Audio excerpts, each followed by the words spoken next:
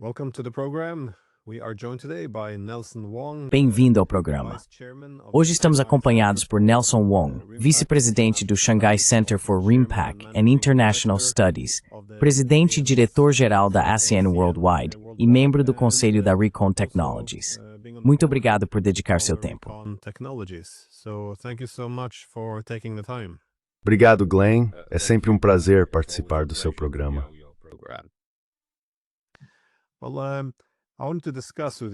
Bem, eu queria discutir com você a guerra econômica que estamos vendo agora entre a China e os Estados Unidos. Porque à medida que a economia chinesa continua a se desenvolver em um ritmo muito impressionante, sempre existiram duas teorias concorrentes sobre como isso afetaria as relações com os Estados Unidos. Uma delas é que a dependência mútua aumentaria à medida que as economias se tornassem cada vez mais interligadas, e os desequilíbrios comerciais seriam então resolvidos por meio de negociações e diplomacia. Partindo do pressuposto de que ambos os lados estão interessados em ganhos absolutos, ou seja, que ambos se beneficiam do comércio. A teoria oposta é que se a China crescer mais rápido e os Estados Unidos se tornarem mais dependentes da China, em vez de a China ser excessivamente dependente dos Estados Unidos, os americanos começarão a se preocupar com a interdependência assimétrica e desequilíbrio no independência. Envarat e os Estados Unidos se independem mais da China.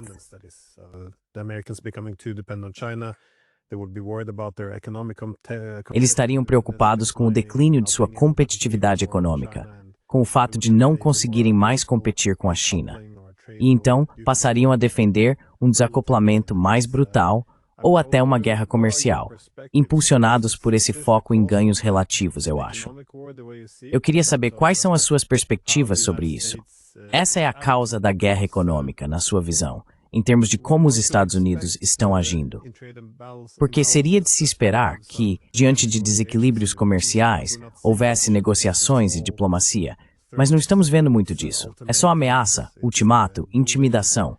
Como você interpreta isso? How do you make sense of this? Bem, obrigado, Glenn. Muitas perguntas, mas todas sob o mesmo guarda-chuva. Vou colocar desta forma.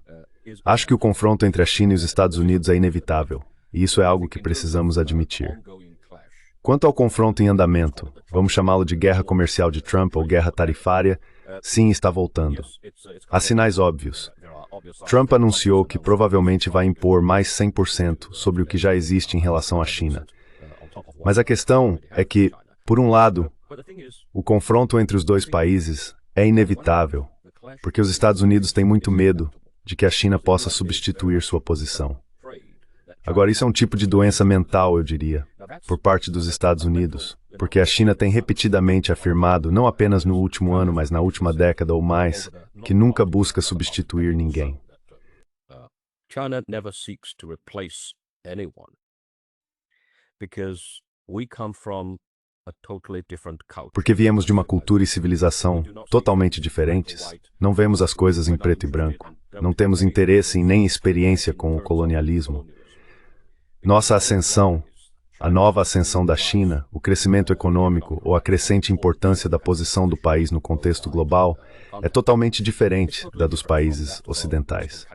Portanto, na verdade, os Estados Unidos ou outros países europeus não deveriam temer a ascensão da China. Sei que isso não é algo fácil de compreender de um ponto de vista ocidental, porque as pessoas nos países ocidentais vêm de um contexto diferente. Elas têm uma história diferente. Assim, o que entendem é que a minha ascensão significa a sua queda. Esse é um tema mais filosófico para se debater.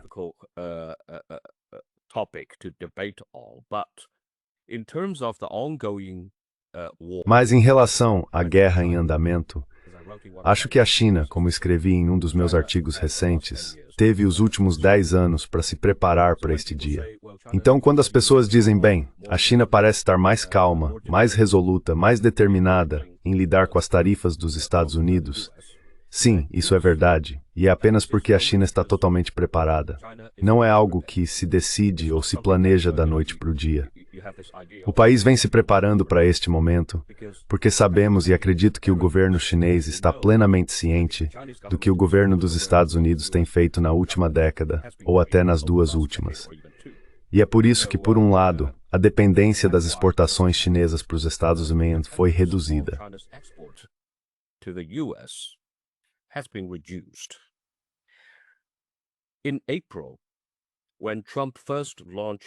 Em abril, quando Trump iniciou sua guerra tarifária, as exportações da China para os Estados Unidos já haviam sido reduzidas para cerca de 15% do total das exportações chinesas. Mas neste momento já estão abaixo de 10%. Não tenho certeza do número exato, mas acredito que esteja em torno de 8%. Isso significa, na prática, que mesmo que haja um desacoplamento completo, isso não afetará a economia chinesa de forma geral. Não será o fim do mundo. Mas esse não é o objetivo da China. Trata-se de uma questão de preparo que um país da magnitude da China deve ter, e isso mostra que eles estão um structure mais sofisticado, entendeu?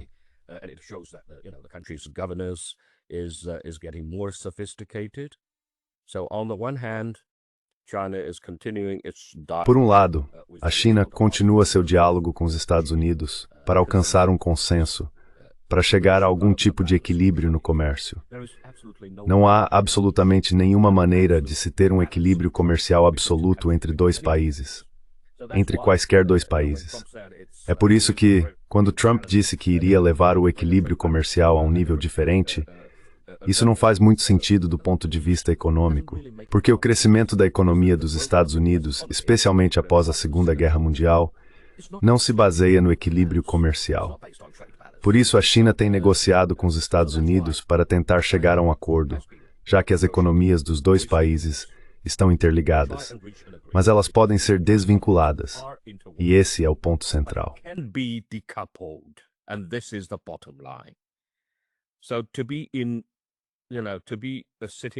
Então, para estar em uma posição sólida e se manter calmo e confiante à mesa de negociações, é preciso estar bem preparado. E é por isso que eu acho, bem, o Trump também deveria saber disso, afinal ele é um homem de negócios, certo? Antes de sentar à mesa de negociações, é preciso ter planos de contingência. É preciso estar preparado para o pior cenário possível. Não se trata de eu blefar com você ou você blefar comigo. Não.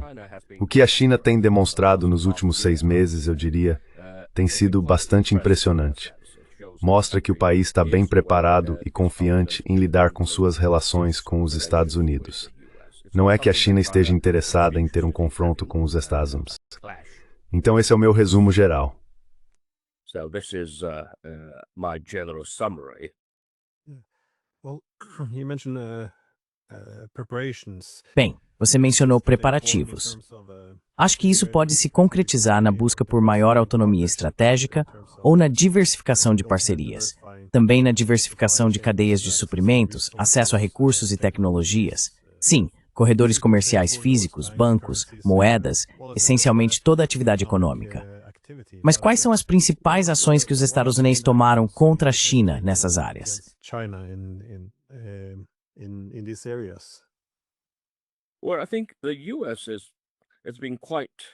Bem, eu acho que os Estados Unidos têm sido bastante, se você olhar superficialmente, parecem bastante improvisados. Mas, na verdade, o que eles estão tentando fazer é resgatar a economia americana, colocá-la de volta nos trilhos. Ela não está em boa forma. E convenhamos, não está em boa forma. Então, eles estão tentando reduzir a dependência do país em relação às importações de tudo. Mas é assim que os Estados Unidos vêm crescendo nos últimos, digamos, 80 anos ou até mais. E você quer que toda a manufatura volte para os Estados Unidos? Eu não diria que é impossível. Tudo é possível, mas leva tempo. Isso não vai acontecer da noite para o dia. Leva tempo. Mas então, o que vai acontecer nesse meio tempo? Então você quer trazer a manufatura de volta para o seu próprio país.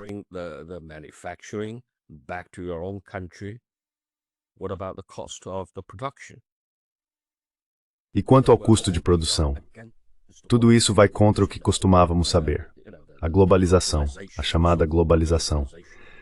Mas tudo bem, se um país como os Estados Unidos vai mudar completamente o jogo, eu acho que, por causa do tamanho da sua economia, se ele decidir fazer algo ou mudar as regras do jogo, o resto do mundo terá que se ajustar completamente. Não dá para ignorar o que os Estados Unidos estão tentando fazer, e precisamos encarar isso. Então sim, eles estão tentando ser menos dependentes da China, e isso é um fato.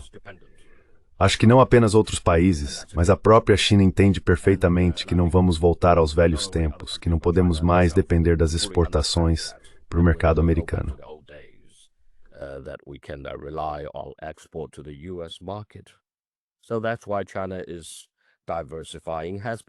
É por isso que a China está diversificando e vem diversificando seus mercados também. Por isso, quando eu disse que a dependência das exportações para os Estados Unidos foi reduzida para menos de 10% agora, isso significa que o país tomou medidas muito eficazes. Então, em relação aos Estados Unidos, ainda tentarem pressionar a China. Por um lado, eles querem vender seus grãos para a China. Os agricultores deles estão desesperados. Li nas notícias que os agricultores norte-americanos acabaram de enviar outra longa carta de reclamação ou apelo ao governo ou à Casa Branca, pedindo que a Casa Branca encontre uma forma de ajudá-los. Porque se a China parar de comprar, para quem eles vão vender?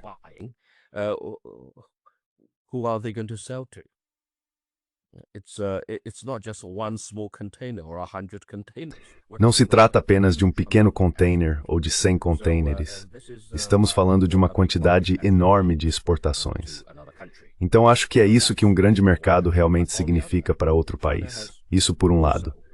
Mas por outro, a China também adotou uma postura muito firme com seus controles de exportação de terras raras, o que obviamente está deixando os Estados Unidos muito irritados. Isso mostra que se trata de uma jogada muito calculada por parte da China, porque o país entende perfeitamente do que os Estados Unidos realmente precisam.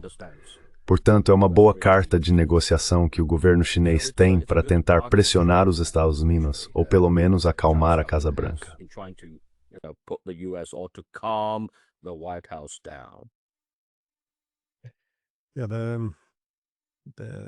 Sim, as áreas que se escolhe usar como arma em uma guerra comercial ou econômica realmente importam. Isso foi uma das coisas que me frustraram um pouco aqui na Europa, porque quando quiseram atingir a economia russa, disseram, vamos sancionar a energia. Mas isso não fazia sentido, porque os russos podiam diversificar suas exportações, enquanto a Europa não podia diversificar suas importações. Então acabou, de forma bastante previsível, prejudicando mais a Europa. Mas quando se viu os russos retaliando, eles miraram em indústrias estratégicas, áreas onde sabiam que tinham capacidade de se fortalecer. Então, agricultura, construção de máquinas, todos esses setores, eles se certificaram de investir adequadamente neles, porque já tinham o objetivo de desenvolver autonomia estratégica.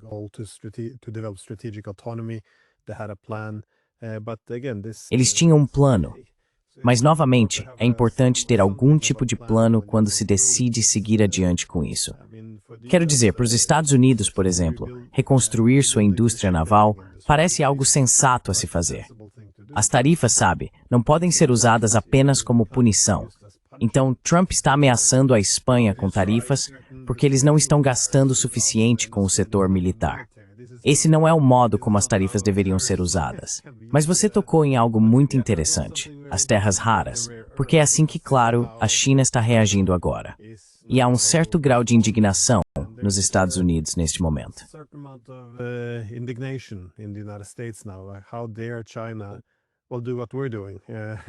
Como ousa a China fazer o que nós estamos fazendo, certo? Pois é, usar ferramentas econômicas para retaliar. Mas as terras raras? Bem, podemos todos dizer que a China está se desfazendo dos títulos do Tesouro dos Asnoemes. Mas isso também pode ser, não tenho certeza se é porque eles estão preocupados com a apreensão ou o roubo de ativos russos. Mas quanto às terras raras, quão importante é isso? Porque elas desempenham um papel fundamental tanto no desenvolvimento militar quanto na produção industrial. E a China tem quase um domínio, um monopólio, não é? em termos de extração e refino. Quão significativo é isso?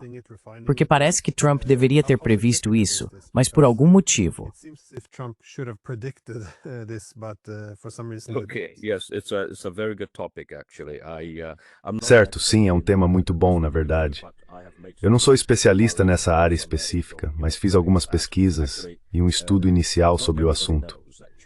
Na verdade, nem todo mundo sabe que o plano da China, o plano original de estudar as terras raras e fazer esse tipo de planejamento estratégico, começou na década de 1950.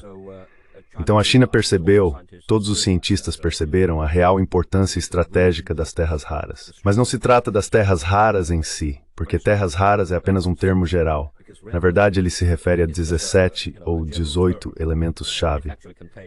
Mas a questão principal, o processamento, é uma questão de processamento. It's a matter of processing, and that takes a lot of time to develop. E isso leva muito tempo para se desenvolver em termos de tecnologia. Então a China está, de fato, dominando toda a tecnologia de extração e processamento de terras raras. O produto processado é usado em quase todas as indústrias sensíveis e importantes, não apenas em armamentos, armas, exploração espacial, mísseis e armamento pesado, mas também em chips.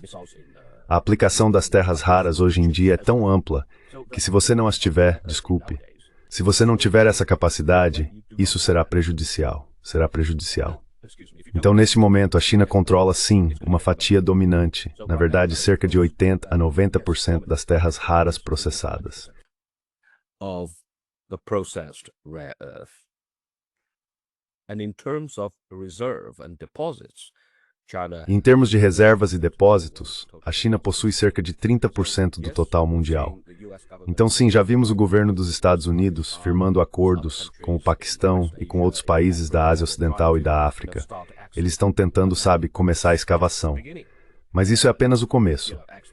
Especialistas dizem que vai levar pelo menos de 8 a 10 anos para conseguir processar terras raras de forma realista se você não tiver a tecnologia. E isso é algo sobre o qual a China agora tem controle total. E claro, estamos vendo novas regulamentações do governo chinês proibindo a exportação da tecnologia e também do produto. A exportação do produto agora está sob controle total. the export of the product is now under total control.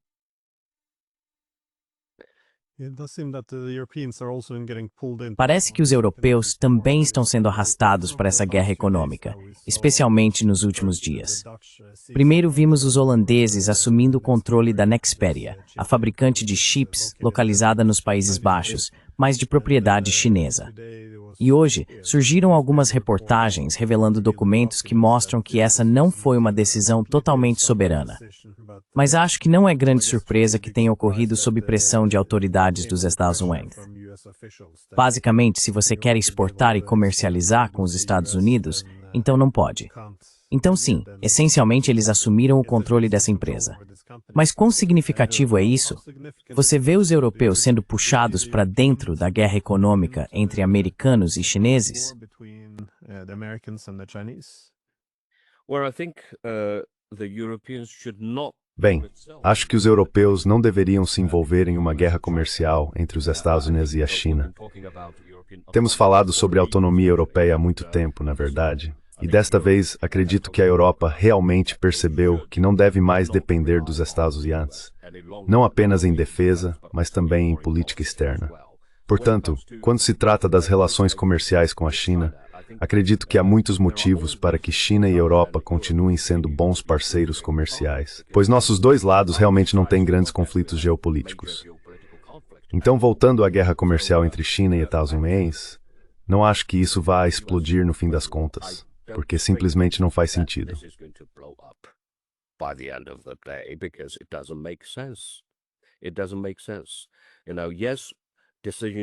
Isso não faz sentido.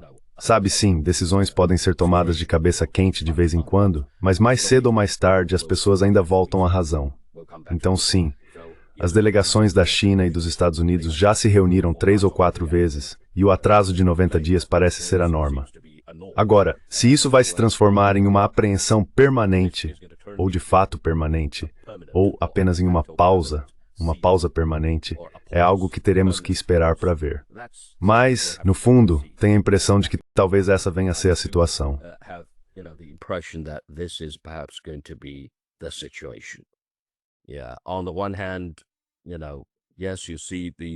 Por um lado, sim, vemos esses dois países entrando em confronto abertamente, mas um desacoplamento total não faz sentido. Ainda precisamos voltar à lógica. Acho que de alguma forma o pragmatismo terá que entrar em cena, e teremos que encontrar uma saída, porque isso não faz bem a ninguém. Embora a China esteja bem preparada, estrategicamente preparada, para se desacoplar totalmente dos Estados Unidos, ainda assim, por que a China faria isso? É sempre bom ter os Estados Unidos como parceiro comercial. Então acho que as coisas vão se acalmar. Ambos os lados, sabe, acabarão se acomodando eventualmente.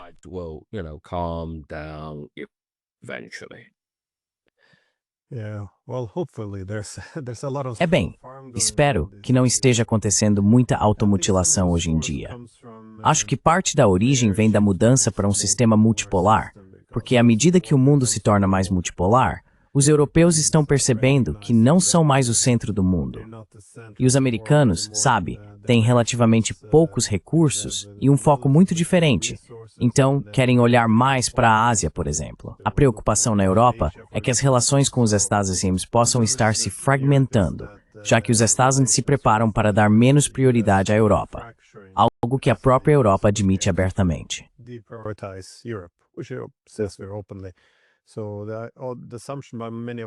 Então, a suposição de muitos de nossos políticos parece ser que, se simplesmente fizermos o que os americanos mandam, mostrando lealdade ou obediência suficientes, conquistaremos o afeto de Washington e seremos recompensados.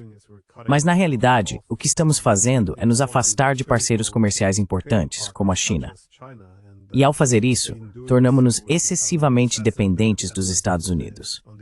Nessa relação, em que os Estados Unidos têm mais opções e detêm todas as cartas, eles podem exigir qualquer coisa dos europeus. Assim, acabamos sendo tratados ainda pior quanto mais nos afastamos de outros centros de poder.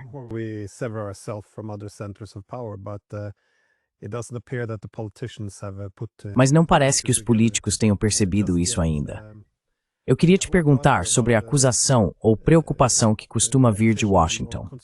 Você mencionou antes que a China pensa de forma diferente de seus equivalentes ocidentais, mas muitas vezes o medo em Washington é que a China se torne outra América, que busque soluções hegemônicas no mundo. Então, novamente, o que devemos esperar da ascensão da China e de sua diplomacia econômica? É um tema muito dividido.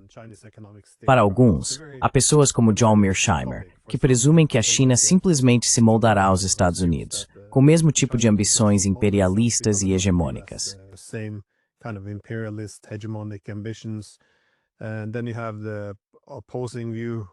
E então há a visão oposta, frequentemente representada por pessoas como Jeffrey Sachs, que argumenta que a China é, fundamentalmente, um tipo de entidade muito diferente do Ocidente.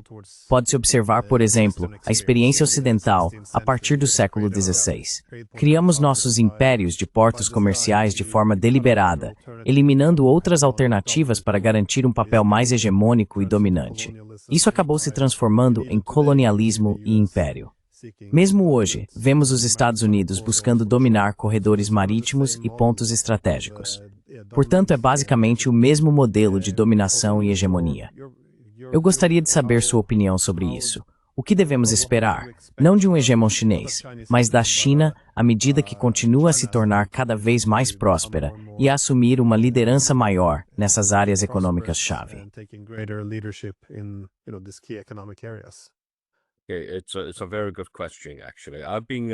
É uma pergunta muito boa, na verdade. Tenho acompanhado suas entrevistas com John Mearsheimer e às vezes também com Jeffrey Sachs, e estou plenamente ciente dos pontos de vista respectivos desses dois estudiosos. Entre os dois, eu diria que estou mais do lado de Jeffrey Sachs quando se trata da ascensão da China, de que a China não será uma ameaça. Agora, sobre esse tema em particular, acho que tudo se resume à percepção. A percepção é a realidade, porque se sua mente está preenchida apenas com o tipo de história em que uma superpotência substitui outra, e é apenas um carrossel, então é claro, sua visão seria de que a China é a potência emergente e que mais cedo ou mais tarde vai ultrapassar os Estados Unidos em termos de PIB e então se tornar a próxima América. Then it's going to be the next America. But no, this is actually not. You forget about the... Mas não, na verdade não é bem assim. Você se esquece da diversidade histórica e cultural de todo o mundo. Nos últimos 500 anos, o mundo tem sido dominado pela cultura ocidental. O Ocidente tem sido a força motriz do desenvolvimento global. Mas com a ascensão da China, nossas raízes são totalmente diferentes. O que acreditamos é totalmente diferente do que o Ocidente acredita, sabe? Costumo citar um antigo ditado chinês de Confúcio que gosto muito. Um verdadeiro cavalheiro busca se dar bem com os outros, embora não precise necessariamente concordar com eles. Isso é algo profundamente enraizado na mentalidade de nós, asiáticos, se não apenas dos chineses. Não gostamos de ideias ou expressões como ou você está comigo ou contra mim. You are either with me or against me. What we believe in is that we can do business. O que acreditamos é que podemos fazer negócios mesmo que não concordemos em tudo. Isso não nos impede de fazer negócios ou fechar um acordo entre nós. Então, quando você entende que há uma diferença tão grande de cultura, também entende porque a China continua dizendo que não quer e não vai querer ser outro Estados Unidos. A outra crença que temos: se você não gosta da forma como está sendo tratado, então não trate os outros da mesma maneira. Isso faz parte da nossa cultura. É por isso que continuamos usando provérbios e ditados. Está no sangue. É nisso que acreditamos. E não se trata apenas de competição. Competição, competição. Minha vitória tem que ser a sua derrota. Não é como o mercado de ações. É muito mais complicado do que isso. It's a lot more complicated than that. A lot more complicated in world politics, in global economy. Muito mais complicado na política mundial, na economia global. Não é tão simples quanto parece. Então, de certo modo, você apontou que sim, os europeus têm sido, digamos, aproveitadores sob a proteção dos Stausen. E de repente, parece que o irmão mais velho vai estar ocupado com outra coisa e vocês vão ficar sozinhos para cuidar do próprio quintal. Então sim, a mudança é a única coisa que nunca muda. Vamos encarar a realidade. Pessoalmente, eu vejo que a Europa vai ser, e continuará sendo, uma força importante tanto política quanto economicamente no mundo, além de ser o melhor destino turismo mundial, certo?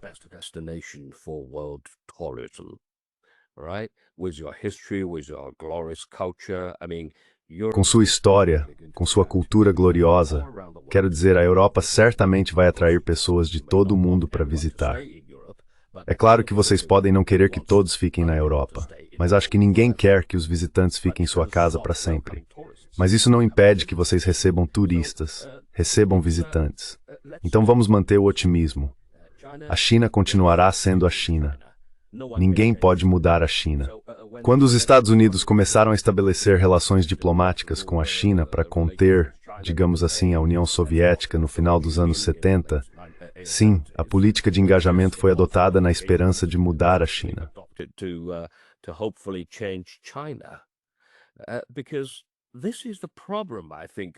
Porque esse é o problema, eu acho, que o governo dos Estados Unidos ou suas elites têm. Todos eles acreditam que todo o resto quer ser como eles. Mas não é assim, não é. As pessoas sempre vão querer ser elas mesmas. Existem pessoas que querem fingir ser alguém que não são, mas essa não é a maioria. Não é a maioria. Então, os chineses serão sempre chineses. Você não pode mudar isso. Os chineses não querem realmente ser americanos. E é igualmente errado os americanos presumir que a China gostaria próxima a Swarm. Não. The next USA. No. Yeah, well, we have that similar expression, by the way. Bem, nós temos uma expressão parecida. Aliás, faça aos outros o que você gostaria que fizessem a você. Isso também vem do Novo Testamento, do Evangelho de Lucas. Devíamos procurar isso de novo. É algo importante. Mas é interessante o que você mencionou, porque muitas vezes se tem a impressão de que conceitos como harmonia, que aparecem com frequência no pensamento chinês, são bem diferentes do que se desenvolveu no Ocidente. Quando falamos de harmonia na Europa, muitas vezes pensamos, bem, por exemplo, na integração europeia, pensamos em conformidade, semelhança. Então, esse é um ponto muito bom. That's a very good point. That's Você fez um ponto muito bom. But the Chinese Yes. harmony, though, it seems to be more organized around Mas a ideia chinesa de harmonia, no entanto, parece estar mais relacionada a como as diferenças podem coexistir. Não significa eliminá-las. E acho que isso também é o interessante na ideia chinesa de uma parceria civilizacional. O foco em manter a diversidade civilizacional, considerando que devem existir diferentes caminhos para o desenvolvimento.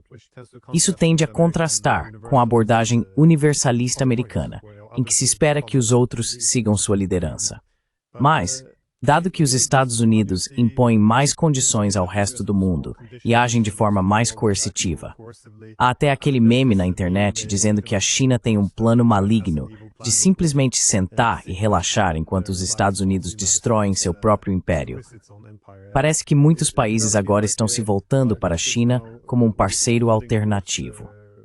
Não é preciso muito esforço, já que grande parte disso é simplesmente uma reação ao fato de os Estados Unidos se tornarem mais coercitivos.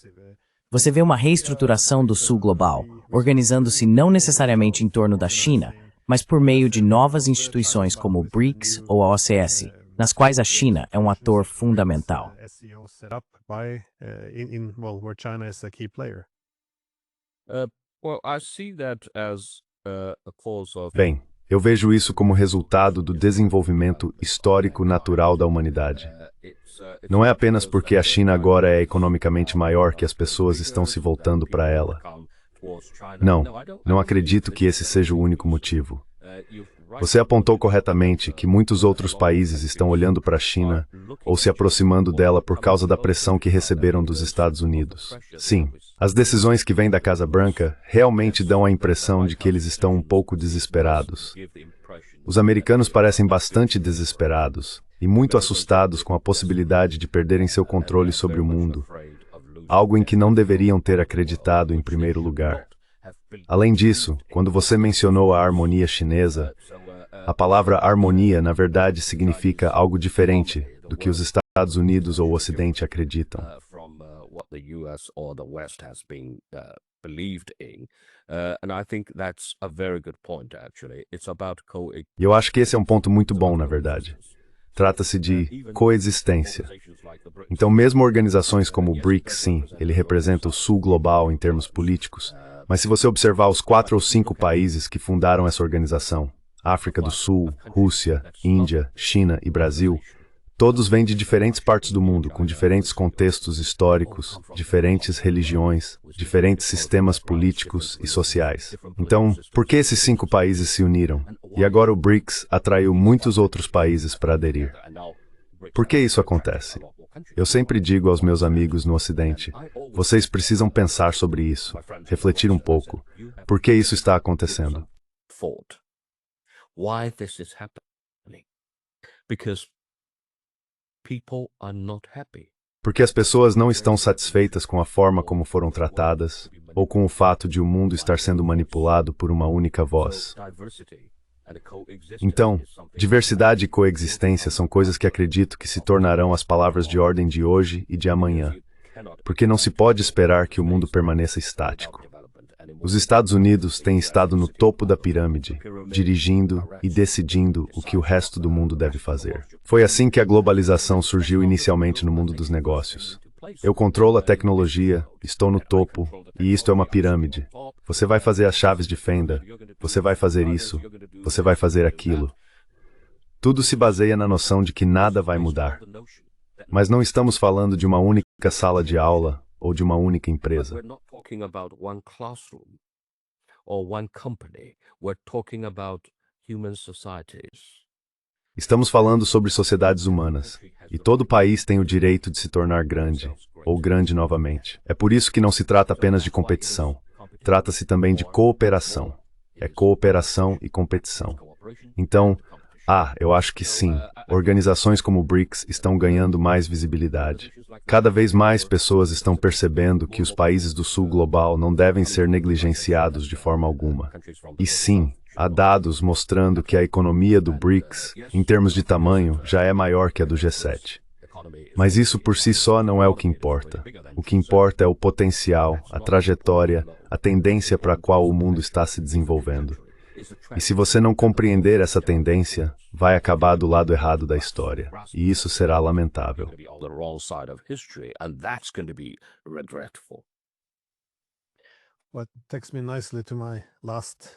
Bem, isso me leva muito bem à minha última pergunta. Qual é a principal tendência que você vê agora no desenvolvimento da China? Não tecnológico, mas econômico. Porque sempre que falamos sobre a ascensão da China, estamos falando de uma China muito diferente. Quero dizer, a China dos anos 80, 90, 2000 e até hoje. A China de hoje é muito diferente da China de 10 anos atrás, em termos de modelo econômico, prioridades e desafios. Então, o que você diria que é uma boa forma de observar a tendência atual? Para onde a economia chinesa está caminhando? Trata-se principalmente de diversificar os parceiros comerciais? É robótica? Quero dizer, o que devemos observar?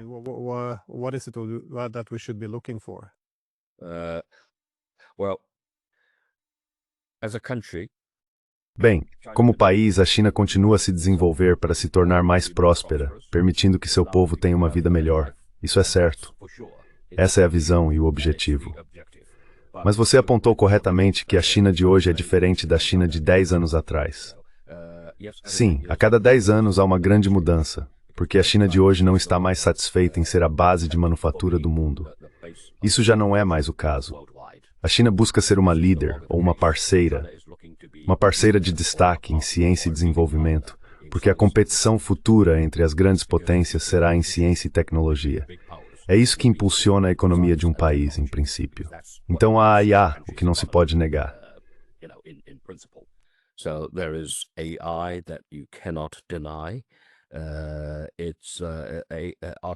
A inteligência artificial agora está sendo aplicada em quase todos os aspectos de nossas vidas. É assim que a China continua se reinventando o tempo todo. Está sempre se reinventando. Nunca se contenta em ser rotulada como algo fixo, o maior fabricante ou o maior construtor naval, certo?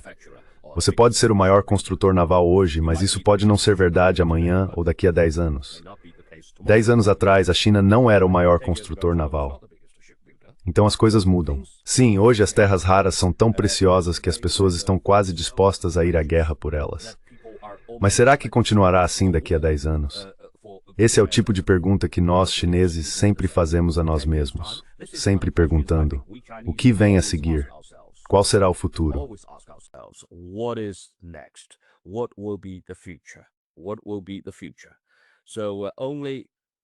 Qual será o futuro? Somente com esse tipo de mentalidade é possível manter o país em movimento e a nação em desenvolvimento. Portanto, em relação à sua pergunta, não acho que possamos dar uma resposta muito simples e direta. A China continuará se esforçando para ser uma líder econômica no mundo, mas não manipulando os outros, e sim fazendo parcerias com eles. Acho que a situação ideal seria a China ser um país que está constantemente se reinventando. Essa é a visão. Não queremos ser um monopólio em tudo. Definitivamente não queremos nos tornar uma potência hegemônica, porque já fomos vítimas do controle hegemônico. E é por isso que não queremos nos tornar aquilo que odiamos.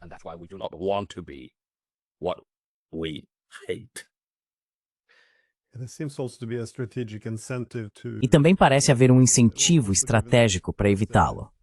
Bem, dadas as realidades das outras potências que cercam o sistema, por exemplo, a Rússia agora, que se tornou o parceiro mais importante, eu acho, da China. Ela está muito entusiasmada com a liderança chinesa em um mundo multipolar que a está impulsionando adiante. Mas sim, provavelmente se afastaria se sentisse que havia alguns impulsos hegemônicos. Então, acho que é justamente a ideia de que a China não é uma potência hegemônica que faz com que seus vizinhos se sintam muito mais confortáveis com sua ascensão. Assim, em vez de equilibrar coletivamente a China, vemos que eles estão incentivando sua ascensão. Acho que muito disso se deve exatamente ao fato de não haver esse impulso hegemônico. Enfim, já tomei bastante do seu tempo. Sei que você está no Vietnã em uma viagem de negócios, então só quero agradecer por ter dedicado um tempo e espero falar com você novamente em breve. Obrigado, Glenn. Um pleno for conversar com você.